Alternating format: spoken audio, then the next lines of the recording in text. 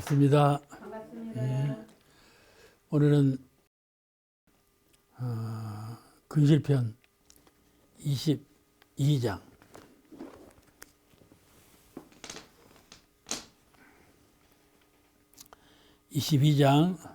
같이 한번 읽으시겠습니다.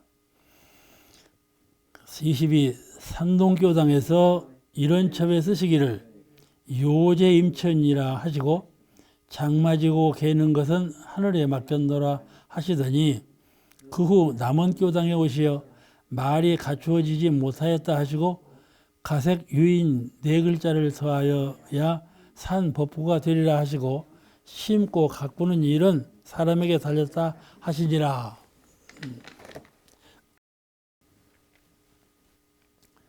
이것이 기가 우주도 그래요.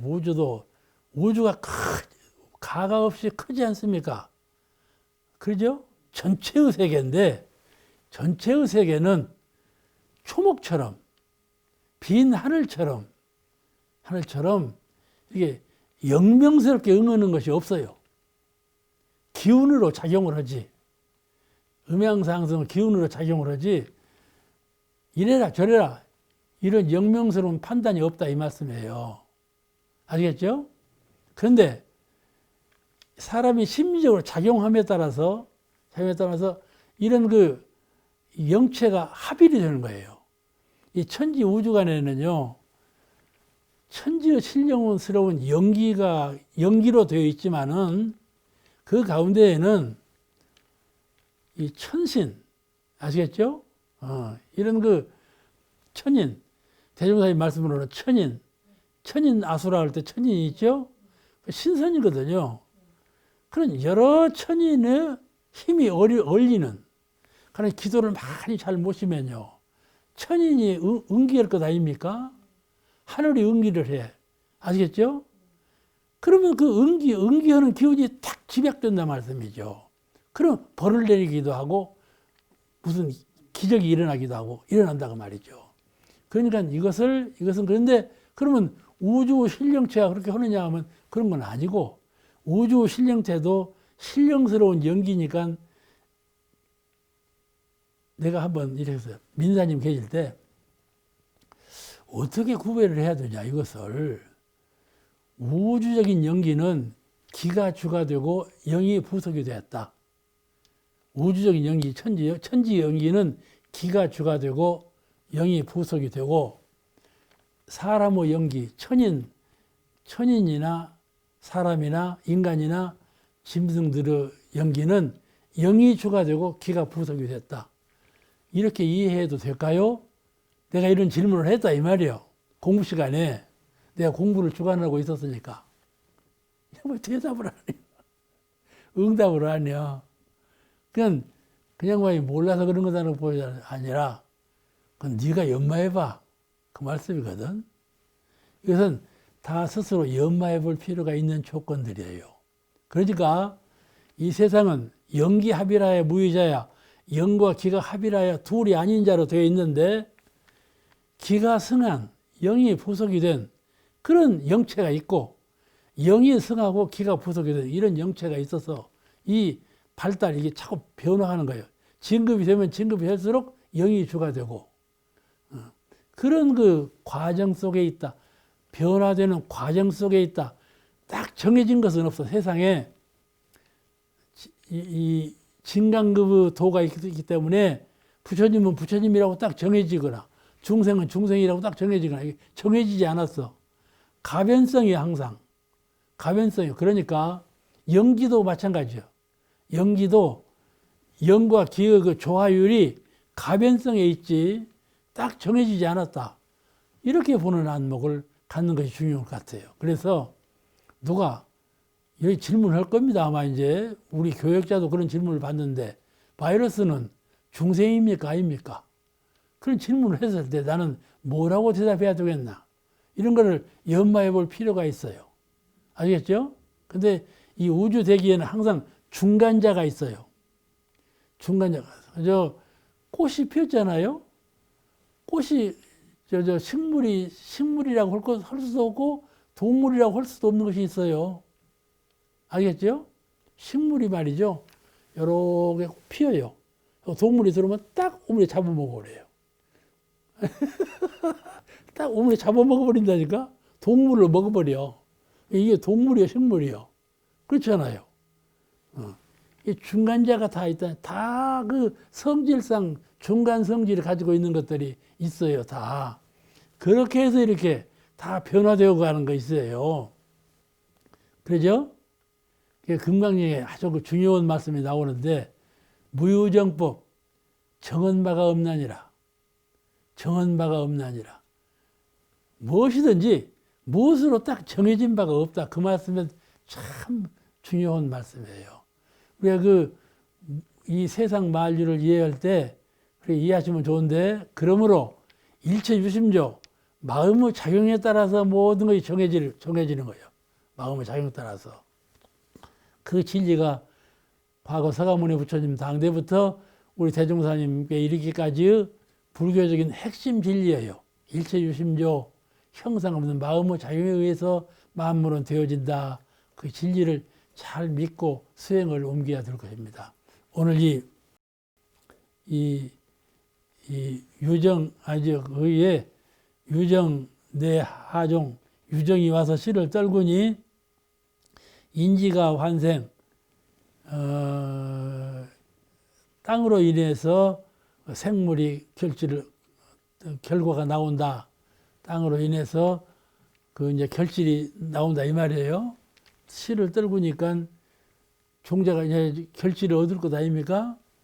그런 식구를 지어서 오조가 홍인대사가 육조 해능대사에게 전했어요. 유정 내 하종하니 인지 과환생, 땅이 그 결실을 내도다. 무정이니 무정은 이미 종자가 없으니, 유정은 종자가 있어서 뿌리니까 결실을 얻었지만은 무정, 그건 이미 종자가 없으니 무슨 결실이 나겠는가 그 말이죠. 무정이니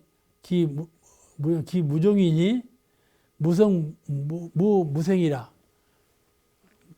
정식이 없는 것은 종자가 없으니 거기에는 생명이 없고 성품도 없도다 그 말이에요. 그거를 성품도 없고 생명도 없도다 그 시를 써서 오조 홍인이 육조 해내에게 전한 것이야. 여기서 오늘 드리는 말씀 가운데 가생유인 본래는 아무것도 비가 없는 거야. 그런데 우리 사람으로서 마음을 내고 심신작용을 일으킴으로 인해서 거기에서 이제 수확을 얻게 되니까 사람은 사람으로서 해야 될 그런 심고 거두는 일에 공을 다 들여야 된다 그 말씀이죠. 이 심고 거두는 일은 농사를 지어서 심고 거두는 일도 있지만은 정신적으로 공부로서 심고 거두는 일, 그렇죠? 그에 공을 들여야 된다. 그 말씀이에요. 제23장 나무를 심으라. 그런 법문이신데 한번 읽으시겠습니다. 23 하루는 살구를 잡수신 후에 박정훈에게 말씀하시기를 이 씨를 버리지 말고 도량에 심으라. 나무 심기를 좋아하는 사람 마음은 덕 있는 마음이니라 하시고, 설사 자기 당대의 결과를 보지 못한다 하더라도 후세의 덕을 심는 것이 되므로 여진 있는 도인의 심경이니 나무 심기를 좋아하라. 요새 꼭 맞는 법문이죠. 이 코로나 이것도 나무를 많이 안 심고 나무를 많이 손상시켜 하고 이런 병이 걸리거든.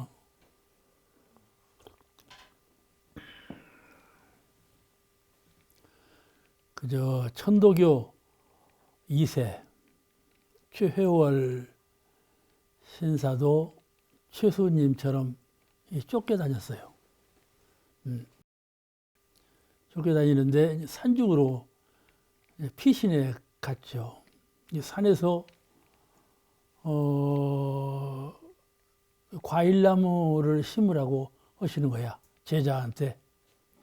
이 제자가 늘 자리를 옮기시는데 지금 여기다 과일나무를 심어서 뭐 하겠습니까? 종자를 심으라고요. 그냥 나무를 심으면 괜찮은데 씨를 심으니까 그거 언제 커서 먹을 거야? 그걸 심으라는 게 이제 곧 자리를 이동해야 되는데 그 심어서 뭐에 쓰겠습니까? 하고 제자가 살았다. 해월신사한테. 해월신사가 하신 말씀이에요. 이 생에 내가 못 먹으면 후생에 중생이 먹을 것이고 여기 심은 것을 내가 못 먹어도 다른 사람이 먹을 것 아니냐. 그러니까 우선 심어라. 그런 본문이 있어요. 근데 그 본문 내용하고 좀 같은 본문이에요. 이제 살구를 잡수시고 그 씨를 심으라 그랬는데 그때 못 심었대요. 그때 못 심고 원로원 옆에다 심어놨어. 그리고 박정훈 식수라 써붙여놨어. 근데 누가 그걸 뽑아버렸어? 그리고 이제 저보고 그러시더라고. 형님발이 되니까 이게 그 정산종사님 말씀 받들기 위해서 심은 나무라고. 그 나무가 상당히 컸는데 지금 나무는 지금도 있어. 근데 그 박정훈 종사가 심었다는 표말은 없어져 버렸어. 우리가 세상을 위해서 덕을 베풀 때 또는 나에게 돌아오는 어떤 이익된 일을 위해서 힘써 이룰 때 그 이익이, 그 은혜가 꼭 나한테만 돌아오지 않아도 다른 사람에게 그 덕과 은혜가 미칠지라도 우선 덕을 심고 은혜를 갚으라 그 말씀이에요. 또 하나는 형질적으로 물질의 은혜를 내가 보답을 받는 것도 중요하지만은 먹고 수용하고 은혜를 피운을 해서만 중요한 것이 아니고 마음 속에서 생심, 마음이 나는 마음, 생심을 할 때 항상 남을 위하고 대중을 위하고 오늘 돌아오지 아니할지라도 후세라도 대중에게 돌아오는 것이 있다면 오늘 행하라 그 말씀이에요. 그것이 덕이다. 그것이 덕이다. 비유컨대 천지가 입이 있는가요? 무엇이 있는가요? 천지는 손도 없고 입도 없어서 받을 것도 없고 자실 것도 없어. 그러나 늘 은혜를 베풀지 않아요? 은혜 베풀었다는 마음이 없이 그냥 무의로 은혜를 베푸셔. 그 도를 채받아 행하라. 그래야 천지와 같은 위력을 얻고 천지와 같은 광명함을 수용하게 된다. 그런 뜻이죠. 우리가 수도를 하고 수행자가 되는 것은 천지와 같은 위덕, 천지와 같은 광명, 천지와 같은 수명, 이것을 얻기 위해서 도를 닦는 거거든요. 그러니까 천지 하시는 바를 본받아서 사람이 꼭 그와 같이 하면 천지와 같은 위덕을 갖추게 된다. 그런 뜻이니까 얼핏 생각해보면 아이고 누가 오늘 돌아올 것도 걱정인데 돌아올지 안 돌아올지 모르는데 내일 또 후세에 또 다른 사람에게 돌아가는 것까지 내가 어떻게 다 이루고 살겠나 그런 생각을 가질 수가 있지 않겠어요? 그러니까 그렇게 생각하면 한이 없지요. 그러나 내가 할 수 있는 일이 이건 내가 해봤자 다음에 나에게 돌아오지 않는다. 내가 일을 행해도 나에게 돌아올지 안 돌아올지도 모른다. 이런 마음이 앞서가지고 그 일을 못하고 말거든요. 근데 그 마음이 날 때, 그런 좋지 않은 도에 어긋진 마음이 날 때 지금 나무를 심으라 이 본문을 잘 기억해서 내가 받지 않아도 남이 서로 받는다 할지라도 지금 받지 않고 후생에 받는다 할지라도 은혜가 돌아온다면 나는 그 일을 행하리라. 이런 신법으로 행해야 그에게 천지 같은 위덕과 은혜가 돌아간다. 그 말씀이에요. 은혜만 돌아가는 것이 아니라 그 도를 행하는 분에게는 일월 같은 광명이 돌아오고 천지 영원불멸한 수명, 죽음이 없는 수명, 그것을 얻게 된다 그 말씀이죠. 우리가 도를 행하는 것은 진리를 깨닫기 위한 광명을 얻기 위한 것이고 죽음이 없는 영생을 위한 것이 우리가 도를 수행하는 목적인데 그와 같이 조그마한 일, 살구씨 하나를 나는 먹지 못할지라도 심는 뜻을 그렇게 큰 자리에 두고 심으면 그가 도를 이루고 다니겠습니까? 그죠? 옥타원님 그래 아니야? 화타원님 그래 아니야? 그러지? 그런 마음이 도를 이루는 거예요. 자그마한 일이지만은 마음에서 그런 작용을 하면서 그 일을 베푼다면 그 작은 마음의 종자는 커서 큰 도를 이루게 된다. 거기에 공부하는 마음을 딱 심어야 돼. 그렇구나. 이 작은 일을 경홀히 하면 도를 이루지 못하는구나. 하루 일을 어긋지고 어찌 10년 일을 계약을 하고 그렇지 않습니까? 하루 일을 어긋지고 어떻게 후생 일까지 계약할 수가 있겠어요? 그 찰나가는 일, 이 종교는요, 이 찰나가는 마음 쓰는 걸 가르치는 거예요. 한순간 한순간이 영생이니까 그때 그 장소에서 어떤 마음으로 그 일을 했는가, 그것이 가장 중요한 수행의 덕목입니다. 이 이치를 깨치면 무지선이 이루어지는 것이고 이 작은 것을 키워서 성불하리라 하는 이 근본적인 정신을 갖추고 있는 사람은 반드시 성불하는 것이죠. 그런데 작은 것을 가벼이 알고 그냥 넘기면 습관화돼서 넘기면 그분은 아무리 큰 일을 도모하고자 해도 이루지 못해요. 왜냐하면 이 우주만유는 이 우주는 가장 크고 이 바늘구멍이 들어갈 만한 구멍도 없는 그렇게 밀밀한 지극히 크고 지극히 작고 해서 밀밀한 천지지만은 우리가 그 도를 받아서 생각할 때에는 반드시 그와 같이 작은 것을 경홀히 하죠. 생각하는 마음이 아주 미미하고 작은 것이죠. 밖에 나타나지도 않은 것이지만 그것을 가장 중요시 알고 거기에 공을 들이는 사람, 그 사람이 큰 공부를 이룬다. 그 작은 것을 경홀히 알면 절대로 큰 것을 이루지 못한다. 그런 뜻이 가르쳐져 있어요. 나하고 저하고를 구별을 두지 않아. 그래야 큰 자리에 이르지요. 자와 타의 간격을 두지 않아. 그렇게 나하고 저하고 간격이 없는 건 작은 일이잖아요. 김씨하고 조씨하고 간격이 없이 하나가 됐다는 것은 작은 일이지만은 그것은 작은 이론상과 저 이론상과 합일이 된 뜻을 말하는 것이고 작은 이론상의 마음과 우주 대자연의 큰 이론상의 정신이 하나가 된 그런 정신이다 말씀이죠. 그러면 도를 이룰 수 있는 가능성이 다 그 자리에 있는 것이죠. 그 사람은 항상 세상을 유익하게, 종교라 하는 것은 세상을 유익하게 하기 위해서 있는 거예요. 종교라 하는 것은 얼핏 생각하면은 나를 제도받기 위해서, 나가 제도받지 못하면 어떻게 다른 사람을, 중생을 다 제도할 수 있을까? 그렇게 말하지만은 나를 제도받기 위해서 종교가 있는 것보다는 전체를 위해서 종교가 있는 것이다. 모두를 다 잘 살게 하기 위해서 종교가 있는 것이다.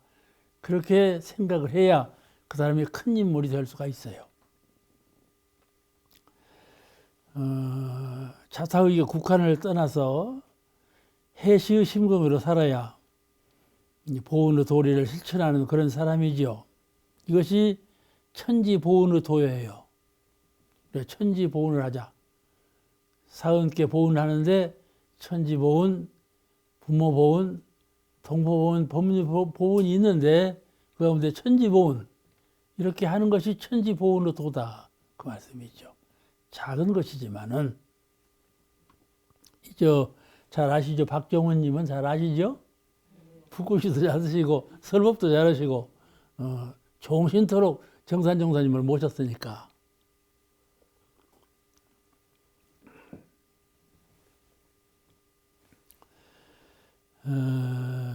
여기서 말씀하신 여기 본문에 여진 있는 도인의 심경, 여진 있는 도인의 심경 그 말씀이 나와요.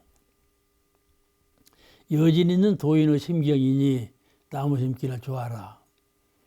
도인의 여진 있는 심경, 어느 국한에 딱 얽매이지 아니하고 국한을 탁 벗어난 그런 도인의 심경. 오늘 요새 지금 하늘을 보세요. 하늘이 참 푸르더만 전혀 아무것도 없이 청청한 하늘이요. 이렇게 탁 트인 그게 도인의 심경이라. 국한이 없어. 그러니까 여러분 맑은 하늘을 푸른 하늘을 바라볼 때 푸르다 이렇게만 보지 말고 내 마음도 저와 같이 이와 같이 하면 천지보훈의 도를 실천에 옮길 수가 있는 것이죠. 천지 하시는 일을 그대로 닮은 그런 보훈의 도, 이렇게 해야 이제 큰 인물이 될 수가 있어요. 이 천지는 과학자도 다 규명을 못하지. 얼마나 크고 얼마나 그 미묘한지를 다 규명을 못해. 지금도 천지의 그 미묘함, 아주 오묘한 진리를 드러내고 있지 않아요. 지금도 천지가 무한하지만 얼마만큼 무한한가를 자꾸 드러내고 있지 않아요. 그런 그 아무리 드러내도 무한의 가치를 다 드러낼 수는 없는 거거든. 그런 천지가 무심하다 말이죠. 무심해요. 제가 장수교당에 있는데 그냥 소나기가 막 퍼부었어. 장수교당 안에 할머니 한 분이 같이 살았거든. 그 할머니가 우리 교당 안에 밭에다가 뭘 심었어. 그리고 이제 종자가 막 나는 거야. 그럴 때 막 소나기가 퍼부으니까 이 종자가 다 어그러져 버렸어. 호미로 팥을 말해서 하느님이 저 설사가 났나. 그런 걸 내가 본 일이 있는데, 그렇게 천지를 원망한단 말이에요. 작은 일에도. 그러니 어떻게 도를 이루겠어요? 천지를 볼 때 무심히 보면, 그렇죠? 그냥 무심히 봐. 그러면 도를 이루지 못해요. 사리연구라는 것이 뭐가 돼? 그렇지 천지 사물을 볼 때에도 연구하는 정신으로 불생불멸의 진리와 인과와 보응의 원리를 잘 건져내는, 토득하는, 내 것을 삼는 그런 연마하는 공부가 필요해요. 허구에 달이 환하지 않아. 심월이라, 마음달이라. 우리가 마음속에 심월만 갖고 있으면 그게 대각이거든. 그러니까 허공달을 볼 때도 그런 마음으로 허공달을 봐. 아, 달을 보니까 개선나무가 꼭 있다. 토끼도 꼭 같다. 이렇게만 보지 말고 심월을 연마해봐. 모든 것을 마음과 비교해 봐봐. 마음과 비교해 봐봐. 진공, 텅 빈 것이로구나. 묘유, 참 실답게 모든 것은 허망하지 아니하고 허허지 아니하고 실답게 인과로서 나타나는구나. 모든 것은 허허해서 텅 비었구나. 그 이치하고 모든 것은 은혜롭게 실답게 밀밀하게 다 나타나는구나. 그 이치하고 이게 진공묘유 진리거든. 이 지치를 천지를 볼 때 잘 연마하고 투둑해서 내 것을 삼는단 말이에요. 그러면 그렇게 공부하는 차에 마음은 차차 밝아지고 마음은 자꾸 커져서 자타 없는 그런 큰 경계에 이르는 도인이 될 수가 있어요. 천지는 무심해요. 무심한 가운데 그 작용이 공덕으로 나타나거든. 무심한 가운데 작용을 해. 그죠? 천지는 밤낮 없이 작용을 하거든. 그렇잖아? 밤낮 없이 작용을 해요. 그런 가운데 공덕을 놔두는 거다 말이죠. 생각이 없는 가운데 다만 작용할 뿐이에요. 그런데 그 은혜와 공덕은 한계를 초월해서 초월해서 모든 만물에 끼쳐가는 것인데 우리 마음은, 우리 무형한 마음은, 우리 무형한 마음도 천지를 닮아서 그와 같이 빈 마음으로 상 없는 가운데, 빈 마음이라는 것은 상이 없는 마음을 빈 마음이라고 그래요. 상 없는 가운데 은혜를 심고 공덕을 베풀면 그 공덕은 오히려 사량할 수 없는 공덕이 세상에 나타나게 되는데, 바로 나타나는 것보다도 언젠가는 나타나게 된다. 언젠가는 나타나게 된다. 그를 믿는 것을 신앙이라 그래요. 내가 빈 마음으로 무심으로 세상을 위해서 무엇을 심었을 때 그 심은 것은 언제라도 반드시 나타나게 된다. 그 인과보응의 신앙이라 그 진리를 믿는 것이죠. 사람들은 지금 지어서 지금 돌아오는 것만 생각하거든. 근데 지금 지어서 지금 돌아오지 아니할지라도 지으면 언제라도 나에게만 안 돌아오고 모든 중생에게라도 돌아가게 된다. 이런 신념이 그를 도인으로 가꾸어주는 공부하는 생각이다. 그런 생각을 가지고 살아야 한다. 매우 어렵겠죠? 선타원님 어쩌? 할 수 있을까요? 그러죠? 도인의심 교행은 이렇게 큰 자리에 뜻을 두어야 돼. 우리가 그 수행자다, 공부인이다 할 때 작은 자리에 있지 말고 마음을 국한을 탁 터서 그런 자리에 있도록, 그것이 성불로 가까워가는 길이요. 나를 자꾸 키우는 길이요. 나를 자꾸 밝게 하는 길이고, 나를 자꾸 강하게 하는 길이고, 내가 더 오늘보다도 더 강해져야 되고 커져야 되고 밝아져야 되지 않겠어요? 공부라는 것은, 공부를 할 때 그렇게 되는 건데, 공부라는 것은 절대로 먼 곳에 있지 아니하고 큰 곳에 있지 아니하고 작은 자리에서부터 그를 마음을 수양, 연구, 취사, 사막의 공부법으로 마음을 쓰면 자연히 마음이 강해지고 밝아지고 위대해진다 이 말씀이죠. 그걸 믿어야 돼. 그래야 우리가 수행자로서 도를 이룰 수가 있어요. 언젠가는 내 마음속에 나타나게 되고 언젠가는 모든 세상에 다 나타나게 되니까, 마음이라는 것은 형상이 없기 때문에 내 마음이 나타나게 돼. 아시겠죠? 마음은 내가 마음으로 작용할 때 마음으로 작용하는지라 형상이 없어. 물건도 주는 것이 아니고 몸으로 베푸는 것도 아니고 그냥 마음으로만 작용하는데, 그는 마음으로만 작용할 때 형상이 없어. 그러면 마음으로 작용하는데 어디로 돌아가느냐? 마음으로 작용했으니까 돌아갈 곳이 없을까? 마음으로 돌아온다 이 말이에요. 마음으로 작용한 자는 마음으로 돌아와. 그렇겠죠? 그러니까 반드시 성부로 공덕이 되는 거다. 마음으로 작용하는 거기에 공을 들이지 아니하면 성부를 할 수가 없어. 이 공덕을 여진이 있는 공덕이라 그래. 여진이 있는 공덕이라. 무엇과도 비교할 수 없는 그런 공덕이 된다. 이해가 되시죠? 여진 있는 공덕, 성불하는 공덕이요. 매우 어려운 공덕이에요. 여진 있는 공덕이라는 말은 여진 있는 공덕. 그런 공덕이 나무를 심때 나만을 위하지 아니하고 또 얼마간에 돌아올 것만 생각하지 아니하고 누구에게 갈지라도 언제 갈지라도 그것이 공이 된다면 나는 나무를 심겠다. 이 말씀은 다른 말로 바꾸면 언제든지 내가 누구에게 은혜를 베풀 때 이 은혜가 나한테 돌아오지 아니해도, 지금 돌아오지 아니해도 나는 의무적으로 사은께서 내가 은혜를 입을 때 의무적으로 입었으니까,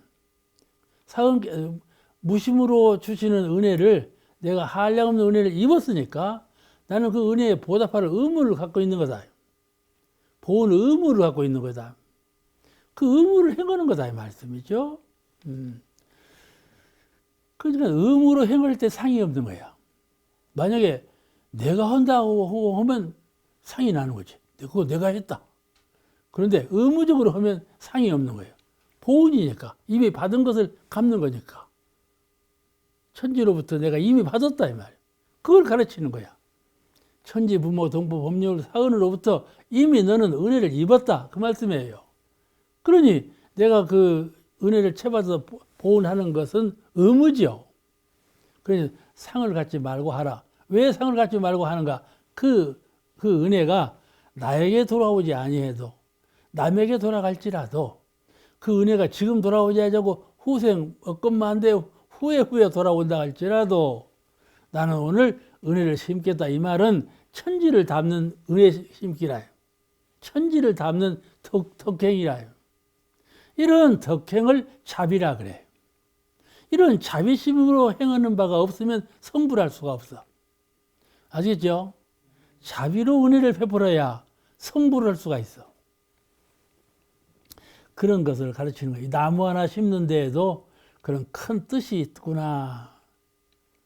그렇잖아요? 제가 원로원 앞에 금붕어를 키우는데 그거 보통 고생스러운 일이 아니구만. 그거 보통 고생스러운 게 아니에요. 키울 거 그냥 말 거냐. 자, 집어치우자. 그런 마음도 날 때가 있다니까. 이제 공을 들이는 거예요. 그걸 공부 삼아서 공을 들이는 거예요. 그거 하고 그냥 금붕어만 키우는 사람하고 영판이 달라. 그러겠죠? 그러니까 모든 일을 전부 공부 삼아서 하는 거죠. 모든 일이 다 사막을 벗어나는 일이 하나도 없어. 전부 수양, 연구, 취사로 아무리 비근한 일도 수양, 연구, 취사로 그 일을 행해가는 그런 공부심이 있다면 그는 언젠가는 성불할 것이다 말씀이죠. 그러나 아무리 큰 일을 하고 아무리 넓은 판에서 일을 한다 할지라도 수양, 연구, 취사, 사막의 공부심이 없는 사람은 구경에는 험한 꼴을 볼 거다 그 말씀이죠. 우리가 그 사막의 공부길이 얼마나 중요한가. 그거는 오늘 이 나무를 심자 이 법문 하나에도 그렇게 묘한 뜻이 가르쳐져 있어요. 우리 정산용사 법원은 참가 쉬운 말이에요. 정전같이 어려운 말이 없어. 정전은 모두 어려운 말이요. 다 번역을 해야 하고 해석을 해야 하고 인거를 해야 돼. 정산용사 법원 대종경은 정전보다 더 쉽고 정산용사 법원은 대종경보다 더 쉽고 이렇게 번역서가 나온 거라 더 이상 설명할 것이 없는 거예요. 읽어만 돼도 다 되는 공부인데 우리가 여기에 참 공부가 있다는 것을 절실히 알아야 돼요. 모르는 것을 아는 것으로 그걸 공부 삼는 사람은 한계가 있는 거예요. 아는 것을 한 번 더 공부하면서 아는 것을 진정 깨달음에 이르도록 진정 내 실천에 이르도록 잘 공부하는 것 그것이 진정한 공부다.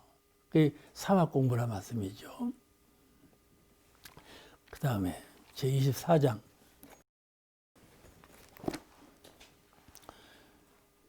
제24장은 출가 이제 수도하기 위해서 집을 나온 그런 분의 공덕을 말씀하신 장이에요. 24장 한번 읽으시겠습니다. 24. 한 선비가 늦게 출가하여 별다른 책임 없이 군내에 거주하며 가문이 이를 불평히 여기거늘 말씀하시기를 그만한 선비가 여기 와서 사는 것만으로도 은연중 다른 이들에게 권장이 되며 그분에게도 법연을 맺어 두어야 내세라도 이 회상에 와서 큰 일을 하여 주지 않겠는가? 그렇습니다. 이게 그러죠. 그때는요 공깃밥을 주면서 이게 가문이 와갖고 막대기로 싹 깎아버리는 거야. 이렇게 밥을 고봉으로 안 줘. 싹 깎아버리니까 이렇게 깎으면요 수평으로 와가지도 안 해요. 속으로 쏙 들어가 밥이. 그러기도 하고 또 어떤 분은요 다 먹고 살짝 상아리에다 감춰놔 두는 거예요. 그러면 이렇게 부어가지고 다 말겨내야 되는 거예요. 그렇게 절약을 하고 살았어요. 수도 이제 우리 도문 문중에서. 그러니까 그렇게 하고 있는데 그렇게 하는 걸 이제 책임이 가문이에요. 제 외삼촌이 감언을 했거든. 그래, 이 얘기를 많이 들었는데, 그렇게 이제 생활을 하는데, 노인 한 분이 왔는데, 육아의 선비라. 근데, 참으로 그 수행하는 것이 깨끗하고, 아는 것이 많고, 그런 분인데, 일이 맡겨지질 않았어. 육아에서 온 분한테 뭐 일을 맡길 수가 없어요. 불가의 일을. 그리고 노인이라 맡길 수가 없고. 그러니까 빈둥빈둥 할 것 아니요. 이게 가면 눈에 저 교단에 아무 필요 없는 사람이 와갖고 밥만 먹고 산다고 이렇게 보인 거예요. 그러니까 드리는 말씀이요. 이런 사람은 뭐들어 받습니까? 받지 말고 그냥 내보내세요. 이런 이제 말씀을 드린 거라. 그러니까 정사님께서 이에 대한 대답이요. 그죠? 우리 교단이 밥을 깎아서 줄 만큼 어려운 실세인데, 근데 교단에 와서 일도 없이 놀고 있다면 어떻게 생각하겠어? 아, 그래.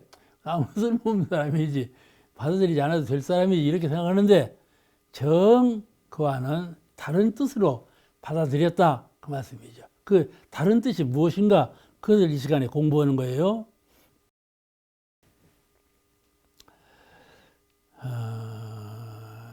출가라는 것이 무엇인가 하는 거예요. 그분이 지금 노인이 출가해서 나왔거든. 출가를 받아들인 거예요. 일을 하거나 말거나 출가한 것을 그래 와라 받아들인 거예요. 이 출가란 무엇이냐 이 말씀이죠. 출가란 우선 세속하고 인연을 끊고, 이 도량 안에 와서 살면서도 그냥 세속하고 인연이 많아갖고 왔다 갔다 불이 나는 사람도 있거든. 그런 세속하고 인연을 다 끊고 마음에서 끊어져야 돼. 어느 분이 그래요. 아이고 늙으니까 재생면이가 다 저절로 없어져 버리네. 그래, 늙으면 재생면이가 없어져 버려. 이렇게 없어져 버려야 돼. 출가했으면 세상에 대한 그 생각하는 마음이 없어져 버려야 돼. 그런데 그 끊고 오직 공부와 교화를 위해서 헌신하는 스토인의 생활을 그걸 출가라고 하지 않아요? 그런데 교단에서 출가 교도를 평가할 때 공부 근기 딱 한 사람이 들어왔어. 저 사람은 도인의 근기를 갖고 있는가? 그죠? 저 사람은 일하는 능력을 가지고 있는 사람인가? 가르치는 학문적인 실력을 갖고 있는 사람인가? 그러지 아니하면 도인의 그릇을 갖고 있는 건가? 딱 보면 알겠죠? 못 배운 사람은 봐도 모르지만은 지혜로운 분은 보면 안다 말씀이에요. 이 노인이 들어와서도 그냥 보통 노인은 아니에요. 그래서 정사님께서 받아들인 거예요. 할 일은 없어도. 그걸 알아라 그 말씀이에요. 지금 정사님 말씀은 그 말씀이에요. 출가 교도를 평가할 때 공부 근기가 최우선이요. 그가 전생에 얼마나 마음 공부를 한 사람인가, 이것을 측량할 줄 알아야지. 그게 최우선이요. 공부한 그릇, 이 정신적인 이 역량, 정신적인 광명, 아시겠죠? 정신적인 위덕, 그 공부 근기가 어느 정도가, 내가 무슨 말을 하면 잘 알아들어야 할 것 아니요? 그죠? 내가 가만히 언론에 밥 먹으러 갈 때 이제 뒤에 가서 이렇게 가니까 앞에서 두 분이 가. 한 분이 저쪽 사람 보고 손을 이렇게 했어. 반갑다? 그러지. 반갑다? 그러니까 저쪽 앞에 가는 분이 이렇게 보더니, 그래? 저 컵을 들고 죽장자로 땅땅땅 때려. 참 우습다. 뒤에서 가면서 우습다 그랬어. 이제 가면서 내가 이렇게 한분 보고 물어봤어. 아, 여보세요, 누구? 앞에 저분이 아까 컵을 이게 작대기로 때렸는데 그 무슨 뜻이야? 그러니까 뭐 반갑다는 뜻이겠지 뭐. 그렇게 하고 가. 그래서 내가 이제 밥 먹으러 직접 가갖고 이제 그 두드린 분 보고 아까 그 컵을 두드렸는데 그 무슨 뜻으로 두드렸어? 이게 밥 먹으러 가자. 그래 두드렸대.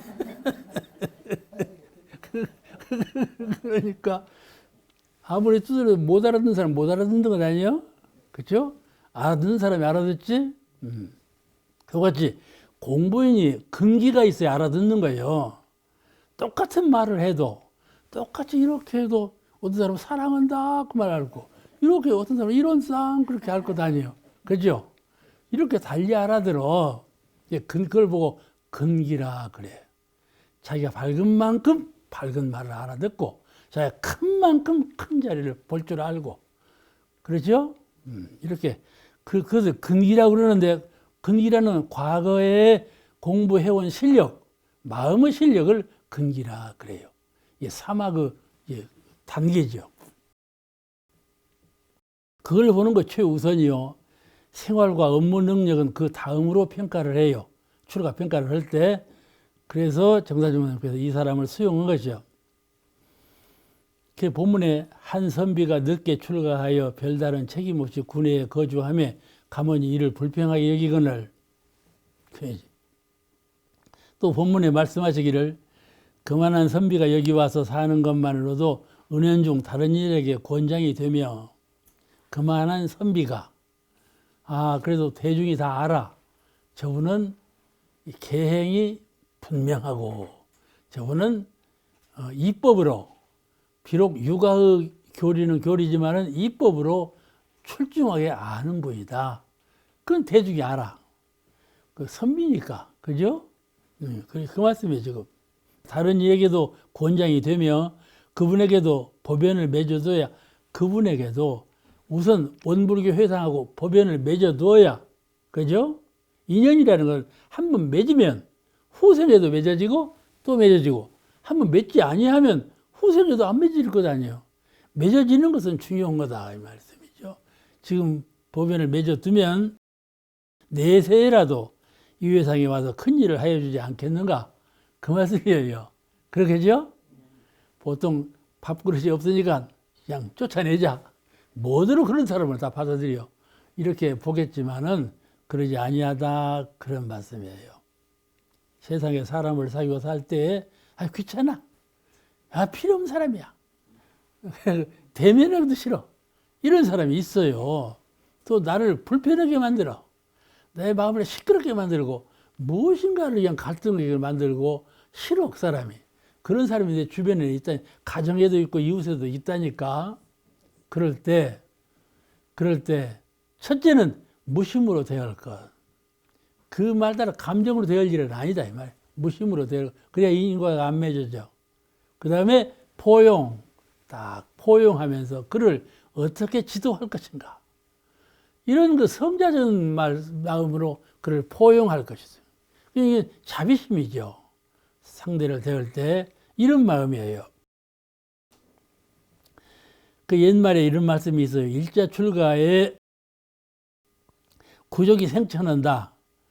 한 사람이 출가했으면 그 한 사람 출가한 인연으로 구족, 옛날에 구족을 멸한다고 그러죠. 사돈의 8종까지를 구족이라고 그러잖아요. 구족이 생천이니까 천상에 태어난다, 그 말이요. 한 사람이 출가했는데 그 인연으로 구족이 천상세계에 나타난다, 그런 말이 있다니까. 천도제에 많이 쓰는 말이에요. 이와 같이 출가 의미는 매우 중요한 것이에요. 왜냐하면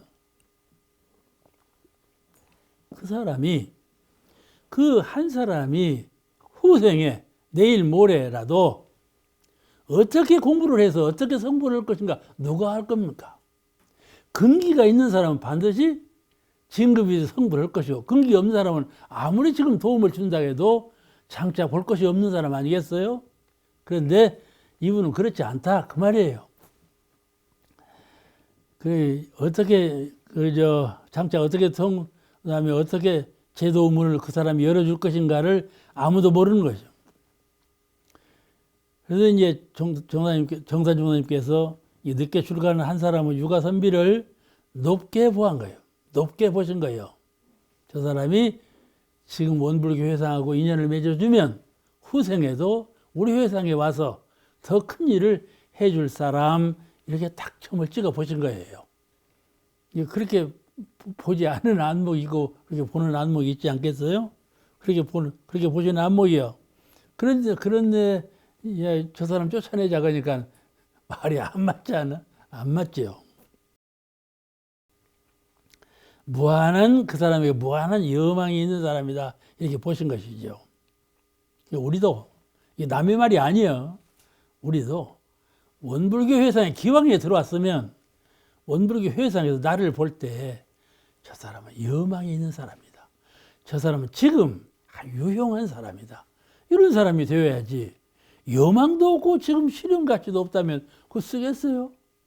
그런데 오늘 말씀은 그가 출가한 사람이면 우리가 잘 지도해가지고 그가 더 훌륭한 사람이 되도록 지도해가지고 훌륭한 일을 할 수 있도록 해주는 것이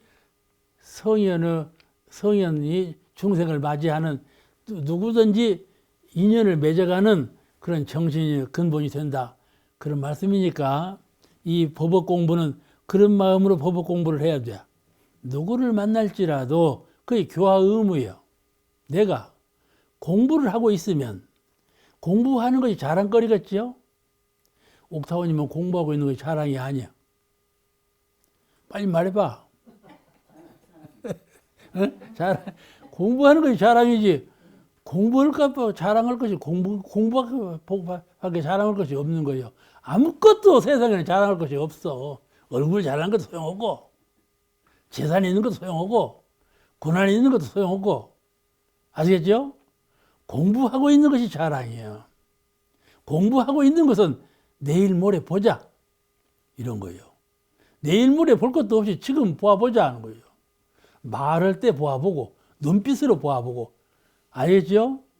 공부하는 마음, 이 마음이 속마음에 있어야 한다 그 말씀이죠. 그러면 누가 그를 무시해 보겠어요? 절대로 공부하는 사람은 무시해 보지 못해요. 누구든지. 아시겠죠? 그 마음의 말이죠. 마음이 출가를 해야 되는 거야. 몸이 출가한 것이 아니라. 정산용사님은 처음 들어오신 분이지만 그가 마음이 출가한 사람이다 이렇게 보신 거야. 그죠? 그 큰 길을 본 거야. 그러니까 우리가 같은 출가를 했어도 마음이 출가해야지. 몸만 출가해야 그러면 무슨 소용이 있겠어요?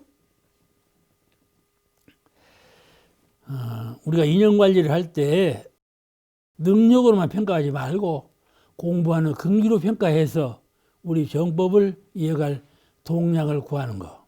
이 사람 우리 원불교 회상의 동량이 되겠다. 그런 마음으로 키운다 말이죠. 사람이 사람을 볼 때 말이죠. 저 사람 마음에 들어. 딱 접찍어놔. 다음에 보면 저 사람 내 사람 이러네. 그리고 딱 2점 찍어놔. 저 사람 내가 어디 술 먹으면 표 찍을 사람 여기 점 찍어놓는다니까. 그래가지고 파벌이라는 거예요. 그런데 그렇게 점을 딱 찍을 때 출가 의미로 점을 찍어. 출가 의미로. 나다 너다 이런 심경 버리고 텅 빈 마음으로 수도 있는 심경으로 어떻게 하면 내가 성불하면서 저를 성불시킬 건가? 어떻게 하면 내가 원불교 교단의 머슴으로 일하면서 저도 머슴으로 일하게 할 것인가 하는 것을 연마해 가면서 사람을 대하는 것이 그가 성불재중 의미를 잘 아는 분이지. 그냥 1대1로 상담해서 그냥 상대를 하면 범부 중생이요. 그렇지 않아요? 출가는 마음에 있어요. 마음을 대중해서 출가가 되어야 돼. 오늘 여기까지 말씀드리겠습니다.